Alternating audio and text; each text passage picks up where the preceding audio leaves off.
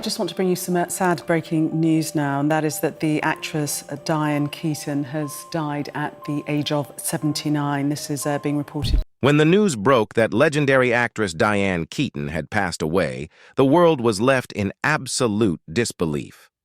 Known for her wit, her eccentric charm, and her timeless performances in films like Annie Hall, The Godfather, and Something's Gotta Give, Diane was more than just an actress. She was a cultural icon, a symbol of independence and authenticity in Hollywood. But as tributes poured in from around the world, what truly stunned fans wasn't just the loss itself. It was what came afterward. Reports began circulating about Diane Keaton's autopsy findings, and what emerged painted a far more complicated and heartbreaking picture than anyone expected. For decades, Diane had been open about her battles with self-doubt, body image struggles, and the emotional toll of fame. But what the report revealed seemed to confirm the quiet pain she had hidden behind that radiant smile for years. Those closest to her claimed there were signs, subtle hints that the actress had been dealing with far more than the public ever knew. The details, though deeply tragic, also shed light on the woman behind the laughter. A woman who gave everything to her craft while quietly fighting her own internal wars. Questions still linger. What really happened in Diane Keaton's final days? Were there warnings that went unnoticed? And what did the official report truly reveal about her health and the pressures of life in the spotlight? As we piece together the final chapter of one of Hollywood's most beloved stars, we'll uncover the haunting truths that even those closest to her struggled to face, and the legacy of a woman who lived, loved, and suffered in ways few ever realized. Diane Keaton's story has always been one of contradictions, a dazzling career wrapped in layers of vulnerability. Born Diane Hall in Los Angeles in 1946, she grew up with dreams bigger than her suburban surroundings could contain. From her earliest days, Diane possessed a quiet fire, a determination to stand out, to create, to express something real in a world that often demanded conformity. She took her mother's maiden name, Keaton, as a tribute and a declaration of independence, stepping into Hollywood with both innocence and ambition. Her big break came in 1972 when she starred as Kay Adams in The Godfather. The role placed her alongside cinema titans like Al Pacino and Marlon Brando, yet Diane held her own. Her performance wasn't loud or showy.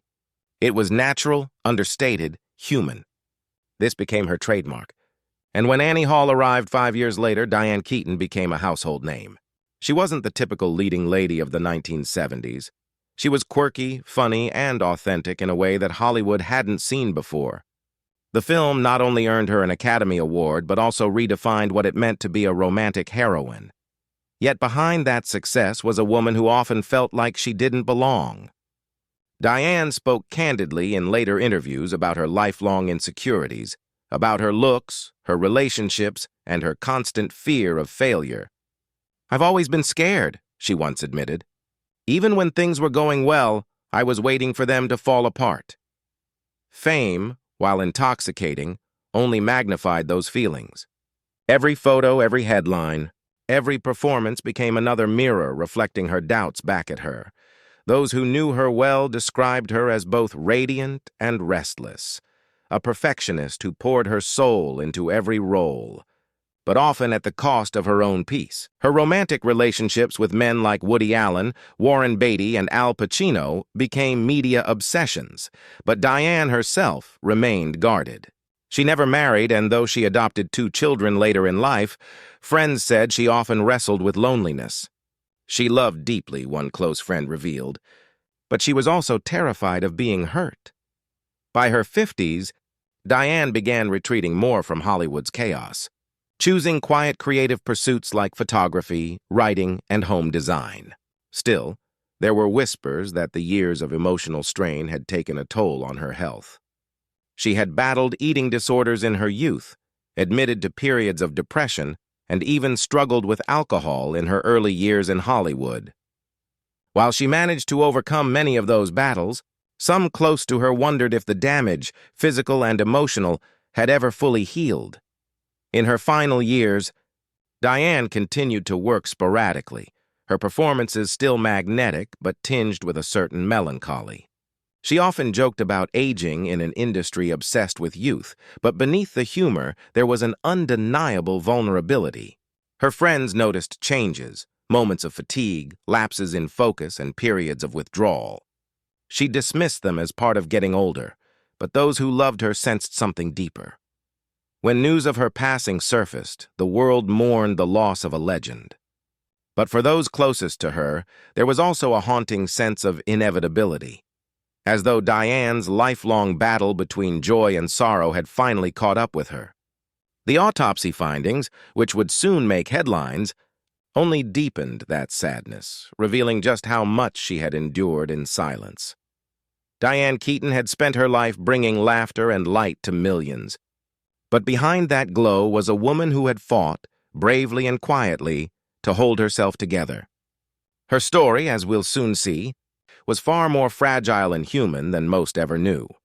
When the shocking headline claiming that Diane Keaton's autopsy report contained disturbing details began spreading across social media, the entertainment world stopped in disbelief. Fans who had followed her for decades couldn't comprehend how such a beloved icon could be caught in the middle of something so grim. But as is often the case with celebrity culture, the truth was far more complicated and far less sensational than the rumors suggested. Soon after her name started trending, anonymous insiders began leaking so-called information, claiming they had access to confidential documents. They painted a dark picture of Diane's final moments, insinuating hidden illnesses, secret addictions, and emotional breakdowns. Yet none of these reports came from credible sources. It was a chilling reminder of how quickly misinformation can spread when grief and curiosity mix in the digital age. Behind the noise, Diane's closest circle, family, friends, and longtime collaborators remained heartbreakingly silent. They were mourning privately, devastated not only by her passing, but by the storm of falsehoods swirling around her name. For decades, Diane Keaton had built a reputation as one of Hollywood's most dignified and private figures. She was quirky, yes, but always deeply human. A woman who wore her eccentricity with pride but guarded her personal struggles fiercely. In truth, Diane had been open about her lifelong battles. She had spoken candidly about her insecurities, her eating disorder in her younger years, and her fear of aging in a business obsessed with youth. But these were not disturbing confessions. They were deeply human ones. They reflected a woman who never shied away from vulnerability, even while standing under the brightest spotlight. The so-called autopsy details that tabloids claimed to uncover were nothing more than recycled gossip from old interviews. Some reports twisted her own words, implying that she had hidden serious medical conditions when, in reality, she had simply embraced the natural process of getting older. Others misinterpreted her advocacy for brain health. She had lost several close friends to Alzheimer's as a sign of personal decline. The truth is, Diane Keaton lived her final years much like she lived her entire life on her own terms. Friends recall her mornings spent sipping coffee in her Los Angeles home, surrounded by books, photographs, and her beloved hats. She was still writing, still mentoring young actors, and still carrying that radiant, mischievous smile that made her so unforgettable. But what truly broke hearts was the way her legacy was almost tarnished by reckless speculation. For decades, Diane had given everything to her craft, her vulnerability, her humor, her authenticity. And yet, in her absence, sensationalism threatened to overshadow her artistry. Fortunately, those who truly knew her, the filmmakers, co-stars and friends, began stepping forward, setting the record straight. Al Pacino, her Godfather co-star and lifelong friend, reportedly said, "Diane was the most genuine person I ever knew. Whatever stories you're reading, forget them. She was joy." Warren Beatty, who worked with her on Reds, called her a rare mix of courage and charm, utterly irreplaceable. These heartfelt tributes helped steer the conversation back toward what mattered: Diane Keaton's remarkable life, not the lies about her death. Ultimately, the so-called disturbing details said more about the culture that created them than about Diane herself. In an era hungry for scandal, truth often becomes the first casualty. Yet Diane's enduring legacy, her films, her humor, and her unmatched honesty, continue to remind the world that authenticity outlives rumor every time. By the time the chaos subsided, one thing was clear: no false report could ever erase who Diane Keaton truly was. She wasn't defined by any autopsy detail or dark rumor. She was defined by her brilliance, her humanity, and the countless lives she touched through her art. When news of Diane Keaton's passing first broke, Hollywood fell silent.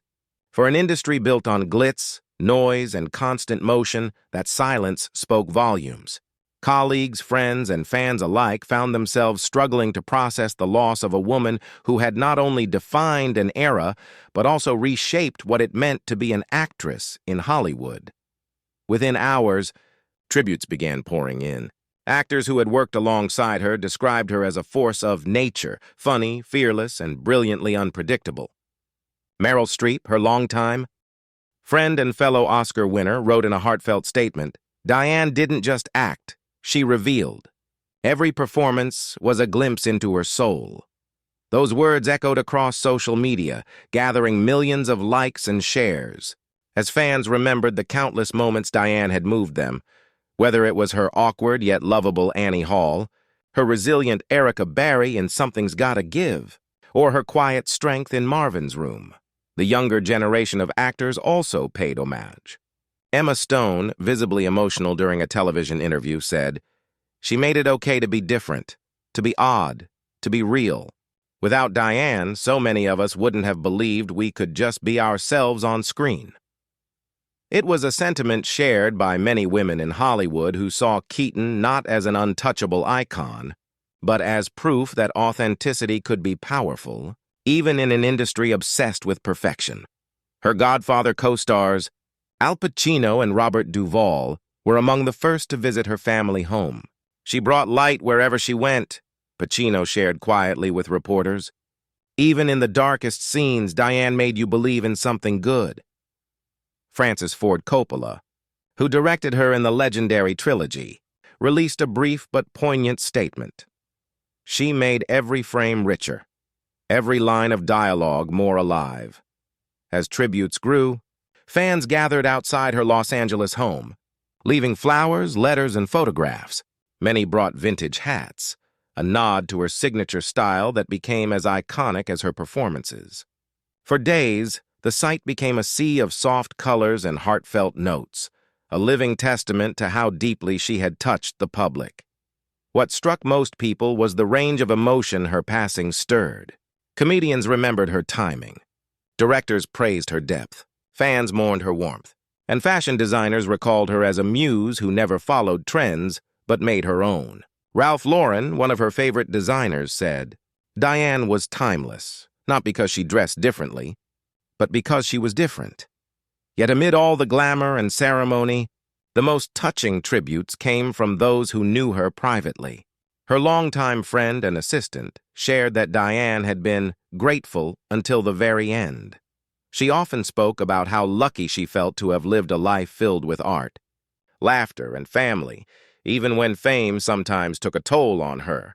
She wasn't afraid of death, the assistant revealed. She was only afraid of being misunderstood. That sentiment resonated deeply with fans who had watched her career evolve over 5 decades. From her early struggles in theater to her Oscar-winning triumphs, Diane Keaton never pretended to be perfect. She was clumsy, witty, and sometimes brutally honest, and that's exactly why people loved her. In the following days, television networks dedicated special segments to her memory. Old interviews resurfaced where she laughed about aging, love, and her refusal to marry. "I'm still waiting for Mr. Right," she had joked in one, flashing that unmistakable grin. Watching those clips now, fans couldn't help but smile through their tears. Hollywood mourned, yes, but it also celebrated. Film retrospectives were scheduled, and her final unreleased documentary project, reportedly centered on creativity and aging, was announced to be completed posthumously. Producers promised it would honor Diane's vision and spirit exactly as she intended. In a world that often forgets its legends too soon, Diane Keaton's departure felt different. Her loss wasn't just the end of a career. It was the fading of a light that had illuminated Hollywood for half a century. Still, through her laughter, her films, and her enduring wisdom, Diane left behind something truly immortal, the reminder that the most beautiful thing an artist can be is unapologetically themselves. In the aftermath of Diane Keaton's passing, one truth became clear: her legacy would never fade. While Hollywood has seen countless stars rise and fall, Diane was part of a rare breed whose influence reached beyond the screen, into fashion, art, and the hearts of millions who saw themselves in her imperfection. She wasn't the typical leading lady.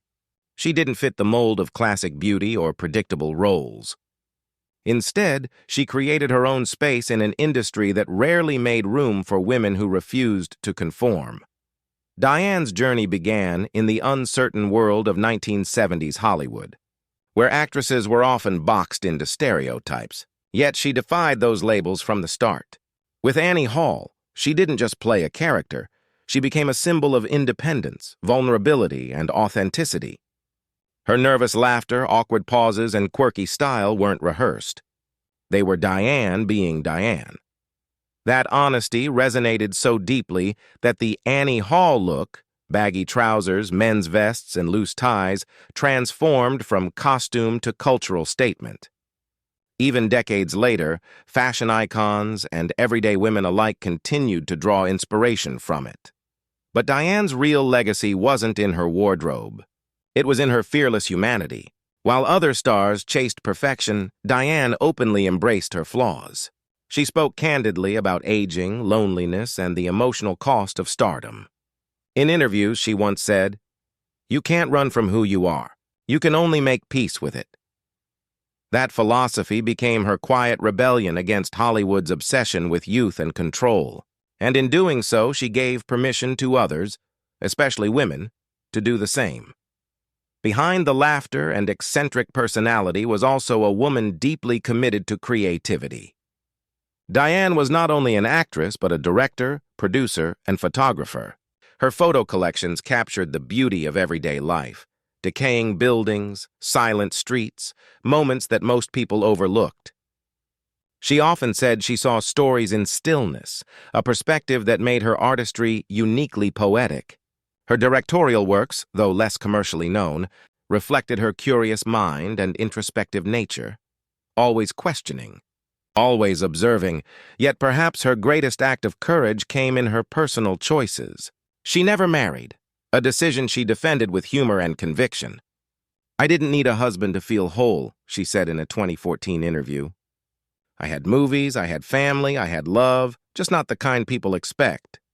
Instead, she chose to adopt 2 children later in life, proving that family isn't defined by convention but by the love you nurture. After her passing, her children released a short statement that touched hearts everywhere. "Our mother taught us that being yourself is the most beautiful thing you can ever be. She never stopped believing in the power of kindness, laughter, and art." Those words became a perfect summary of who Diane truly was, not just an actress, but a teacher of authenticity through example. Critics and historians have since noted that Diane Keaton's career represents a turning point for women in cinema. She bridged the gap between the old Hollywood glamour and the new wave of realism. She proved that a woman could be funny, complex, intelligent, and vulnerable all at once. In an age where female roles were often written as accessories to men, she demanded substance and got it. Even today, her influence continues to ripple through pop culture. Young actresses cite her as a role model. Fashion designers still borrow from her signature aesthetic. Her films remain staples in film schools for their emotional truth and character depth. And in interviews years from now, her name will still be spoken with reverence, not just for her talent, but for her spirit. Diane Keaton may have left this world, but her legacy will forever remind us that true artistry isn't about perfection. It's about truth. She lived her life unfiltered, laughed in the face of expectations, and turned her vulnerabilities into art.